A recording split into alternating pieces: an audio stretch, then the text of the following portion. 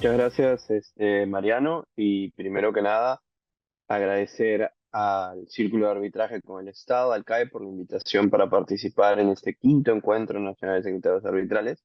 Llevan 5 ediciones, ¿no? Y felicitarlos siempre por el gran trabajo que hacen para difundir el arbitraje a nivel nacional y también, evidentemente, la labor de los secretarios arbitrales.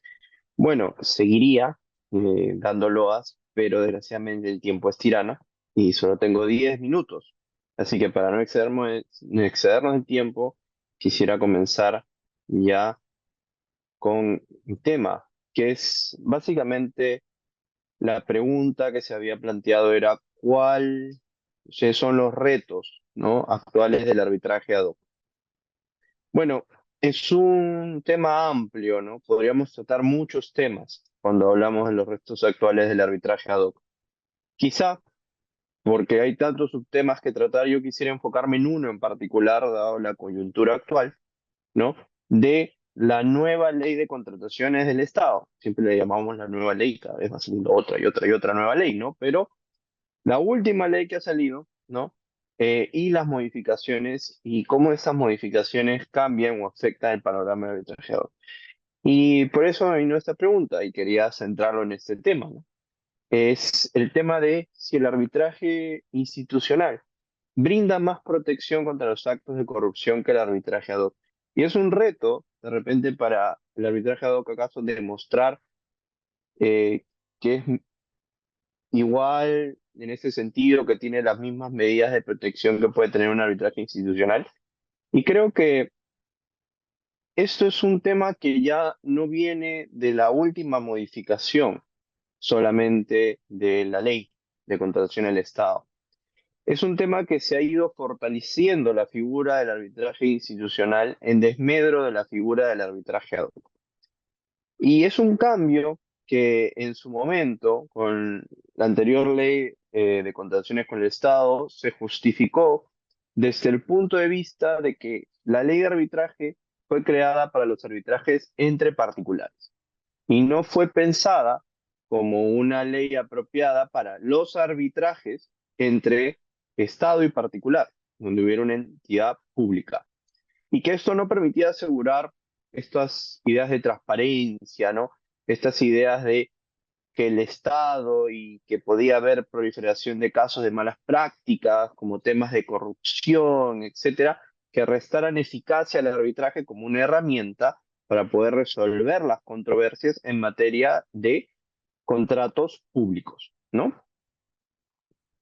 Y es aquí donde hago una primera reflexión con el tema de la corrupción, y es que un arbitraje institucional como un arbitraje ad hoc, sin importar el tipo de arbitraje que sea, ambos pueden ser igual de corruptos. No depende, en realidad, del centro, del secretario, depende mucho de los árbitros que integran el tribunal arbitral y también de las partes que hagan uso del mecanismo de manera inapropiada. Debemos recordar lo siguiente: las figuras jurídicas por sí mismas no son corruptas. Cómo se utilicen los mecanismos de el arbitraje ad hoc y el arbitraje institucional, y si se utilizan por gente inescrupulosa, ahí sí eso puede derivar en actos de corrupción. Pero solamente para recordar un poco, ¿no? Muchos de repente los conocen, otros de repente no tanto, si son nuevos en el mundo del arbitraje, pero los casos más sonados de corrupción en el arbitraje fueron dos: el caso de Orellana y los casos Odebrecht. Solamente para que los tengan en cuenta, estos casos no se produjeron en el marco de un uso indebido de la figura del arbitraje ad hoc como un mecanismo para eludir o para intentar aplicar de manera indebida lo que era correcto, según la ley. No, muchos tuvieron lugar en centros de arbitraje muy prestigiosos de nuestro país. Pero en realidad fueron los centros los culpables de esta corrupción. En realidad no lo fueron. No fueron los culpables de estos hechos. Los culpables fueron los árbitros corruptos que vendieron su conciencia a cambio de dinero, ¿no? Para favorecer a alguna de las partes y, en el caso de Orellana, lograr sentencias para hacerse propiedades. En los casos de Odebrecht, creo que todos conocemos bastante bien, para ganar las obras y para ganar sus ampliaciones de plazo mal habidas, ¿no? Y no tanto las ampliaciones de plazo, sino adicionales también de obra para encarecer el precio de la obra a costa de los impuestos que pagamos todos los peruanos. Pero ¿qué ha pasado con la ley? Creo que ese es el panorama actual y el reto actual. Es que la ley, la 32069, ahora ha fortalecido más al arbitraje institucional y se ha olvidado nuevamente y en desmedro total de lo que viene a ser el arbitraje ad hoc. Primero, el artículo 77.1 dice específicamente que la única o la manera o el camino normal para organizar y administrar un arbitraje tiene que ser a través de una institución arbitral que esté en el registro. ¿Ok? ¿Esto implica que ha desaparecido el arbitraje ad hoc? No, no lo han sacado por completo de la norma, pero lo han reducido a su mínima expresión. ¿Y por qué decimos que lo han reducido a su mínima expresión? Vamos a verlo a continuación, que es el artículo 84. El artículo 84 dice claramente que solamente puede haber un arbitraje ad hoc en los casos en los que el monto de la controversia no supere las 10 unidades impositivas tributarias. ¿Cuánto está actualmente la unidad impositiva tributaria? Bueno, según el decreto supremo 309-2003, 2023, está en 5.150 soles. Eso quiere decir que 10 UIT serían, 10 veces eso, 51.500 soles.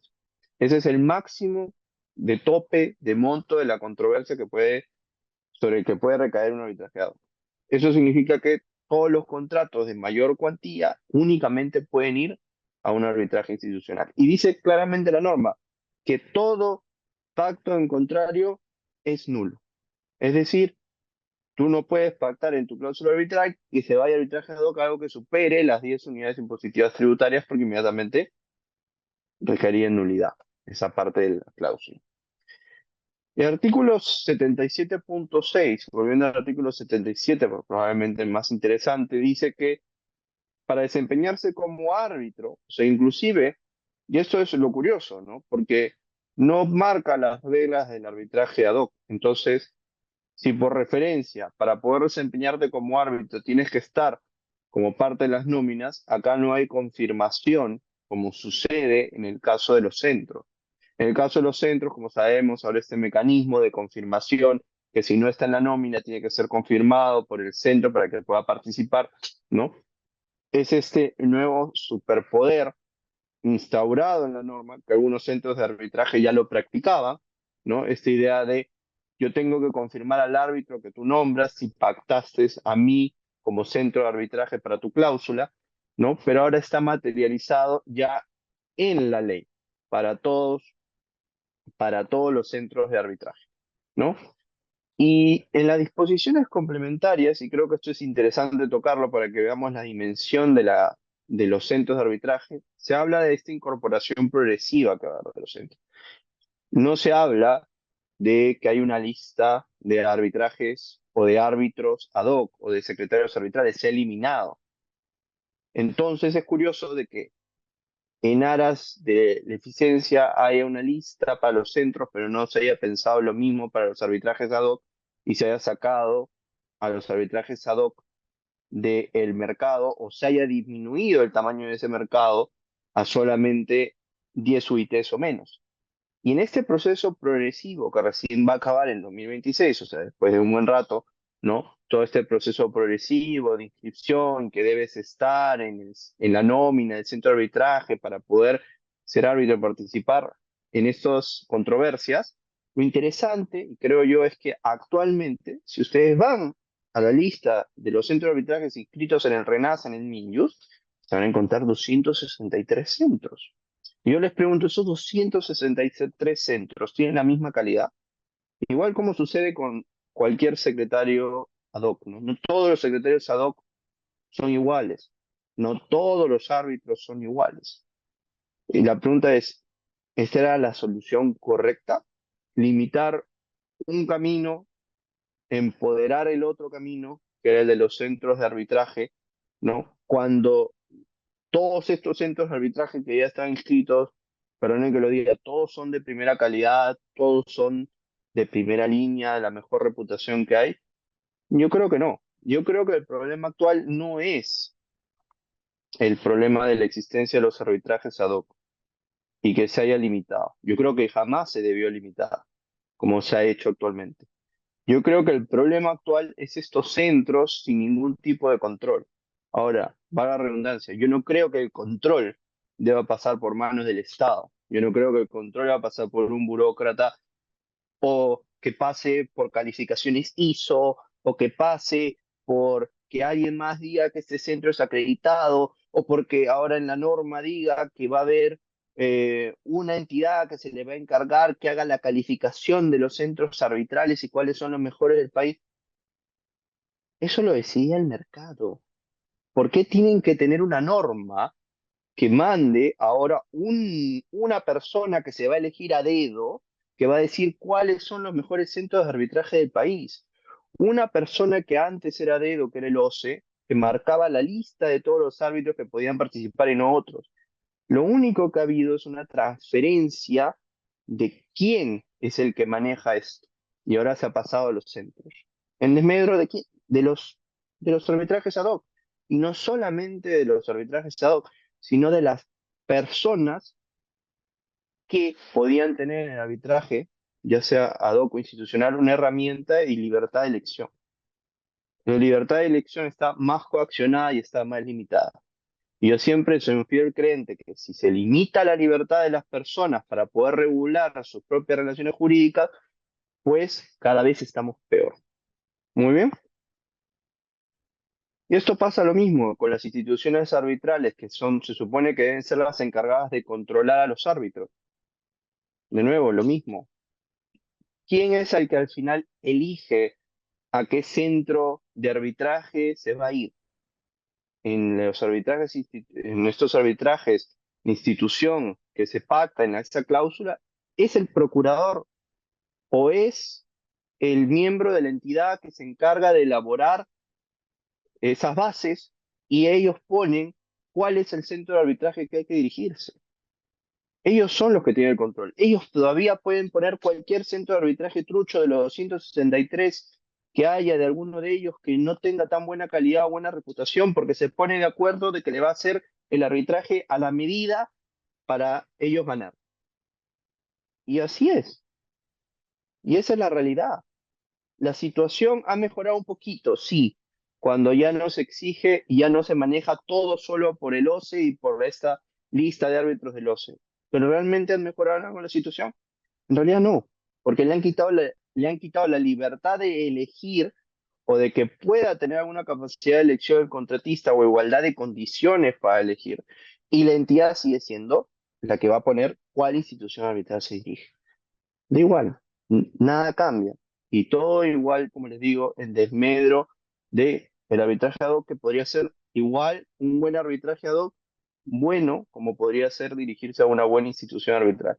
Solamente para recordarles, o sea, en esto de la ética, se debe regir el arbitraje ad hoc por los principios éticos.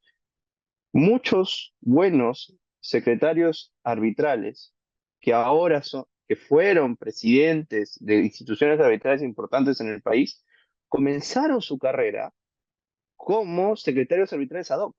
No comenzaron siendo parte de instituciones arbitrales.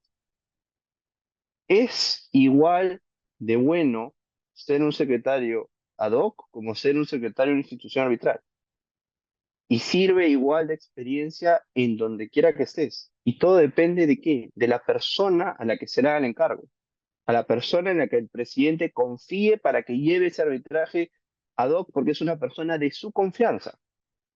Igual como el presidente puede elegir una institución arbitral, puede elegir a una persona en particular y no tiene nada de malo. Eso es libertad de elección. Depende quién haga mejor el trabajo. Y así el mercado debería escoger. Y no dejárselo a alguien eh, a alguna institución que ahora van a denominar o a los propios centros de arbitraje en particular, ¿no? Porque el problema de esto es que, nuevamente, hay 263 y yo desgraciadamente no confío en los 263. Hay muy buenos y hay muy malos. Como sucede también con los secretarios arbitrales, hay muy buenos y hay muy malos. Pero eso depende de la elección de las personas y de quién designa. Es un tema de personas, no de instituciones. Muy bien. Yo creo que la herida que recibió el arbitraje ad hoc hace mucho tiempo fue por esta mentira que quedó y que caló y que buscaron hacer las instituciones públicas para desprestigiar al arbitraje ad hoc, para salvarse y no responder de sus propias decisiones. Lo que yo tengo miedo, y lo digo para todas las instituciones arbitrales, ten cuidado, porque nuevamente puede ocurrir otro escándalo. Y créanme que ya no le van a poder echar la culpa al arbitraje ad hoc, porque ahora toda la bola está en su cancha. Toda la bola está en la cancha de las instituciones arbitrales.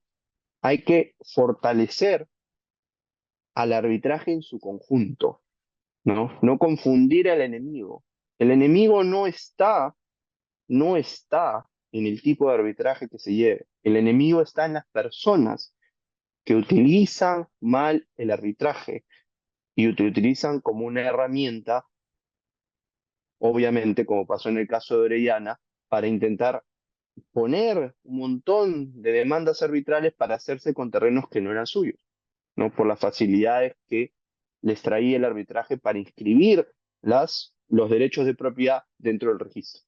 Entonces, es eso, el abuso de las formas. El verdadero enemigo está en los centros de arbitraje hecho a medida. El verdadero enemigo está en los procuradores, está en esas instituciones estatales que hacen estos acuerdos con esos centros de arbitraje hecho a medida, que corrompen a los funcionarios para que coloquen a estos centros de arbitraje en sus cláusulas. Muy bien. Debemos siempre, yo creo, para lo que es los secretarios ad hoc, y también para las instituciones arbitrales en general, por favor, seguir demostrando que el arbitraje es una herramienta valiosa, ¿no? Y yo creo que al final, siempre, y por una frase, ¿no? La verdad es hija del tiempo y no de la autoridad. Yo creo que con el tiempo vamos a dar cuenta que un poco más de libertad, menos control, ¿no? Menos estatismo, menos ideas de querer controlar todo, de que el requisito, de que si saco el ISO, de que si saco el esto va a significar que soy mejor. No, libertad. La gente elige, la gente no es tonta, la gente va a elegir lo que más le parezca, lo que mejor le resuelva sus problemas. El mejor centro de arbitraje es el que va a tener más arbitrajes y punto, porque así la gente se pasa la voz. La gente sabe cuando un centro de arbitraje es de calidad o no. Que lo hayan puesto en la ley de esta manera y que se lo hayan dado a un tercero para que decida quién es el mejor centro de arbitraje, perdón, no sé por qué tiene que confiar en un tercero, cuando siempre había sido el mercado. Pero bueno, son estos cambios contra los que hay que pelear. Yo creo que es un poco el reto actual del arbitraje ad hoc demostrar de que en verdad es igual que un arbitraje institucional porque depende de la persona que sea el secretario que lo maneje y no tanto de que sea una institución o no quien lo lleve. Muy bien, eso sería todo por mi parte, Mariano. Perdón si me excedí un poquito del tiempo, ¿sí? Y quedo atento para las preguntas después. Muchas gracias. Muchas gracias, Mariano. Y creo que volviendo al tema y habiendo escuchado las exposiciones de mis copanelistas, ¿no? Para todos los diversos temas, y quisiera rescatar lo que dijo Mercedes, ¿no? De que las personas y las habilidades blandas a veces son tan importantes o más importantes a veces que incluso cómo se pueda manejar los arbitrajes y el centro. Y es esa elección que hacemos de, en el arbitraje, y creo que y vinculándolo ahora el tema del arbitraje ad hoc, de esa elección individualizada, ¿no? En el individuo y no en el centro, ¿no? Porque el centro busca al momento de contratar a las personas que van a ser el centro, de educarlas y de mantener el prestigio que tiene el centro como institución. En cambio, el prestigio de la persona que va a ser nombrada, ¿no? Como secretario ad hoc es importante como persona individual, ¿no? Pero al final y en el fondo, en verdad no hay gran diferencia entre los dos, porque la persona individual que maneje ese centro va a lograr darle prestigio al nombre del centro y que por lo tanto sea reconocido en el mercado como un buen centro de arbitraje, así como también es reconocido un buen secretario arbitral para que pueda llevar a cabo un buen arbitraje.